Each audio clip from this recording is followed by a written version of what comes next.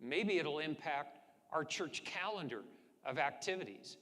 Maybe we'll have to hone in on some things and say, you know what? In this season of time, these are the most important things.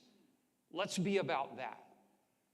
So lay aside everything that hinders and the sin that so easily entangles. Now, the author at this point, if he was thinking about specific sins that were entangling to the people, he could have named them. He could have given us a laundry list of things that we do that get in the way of us serving Christ. But he didn't. And he says it in the singular, sin. I believe in the context, as he talks about Jesus unselfishly going to the cross, I believe he's referring to the one sin that is at the core of every other sin.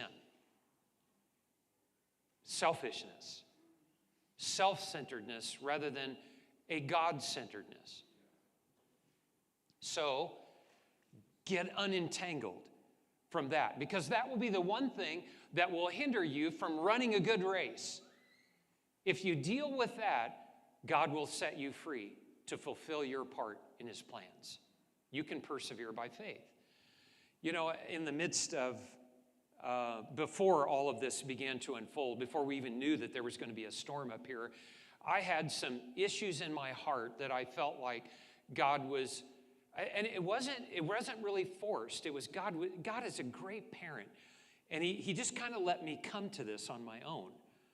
And I got to this point and I said, you know, I want to be different in my heart on some things.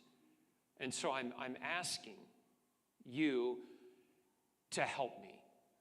And as soon as I prayed that, it makes me want to cry, because I felt like God said, great, don't beg, don't grovel, you don't need to pray anything else, I hear you. And so what did God do to answer my prayer? He sent the blizzard of 2023 and 12 days with my 3-year-old grandson inside the house, unable to go anywhere else.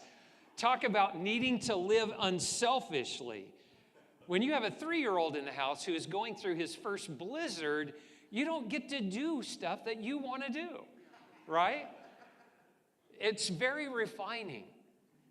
And it was good because I had the inner motivation and desire to want to lay aside stuff for the sake of what was really important. And it was good for my heart.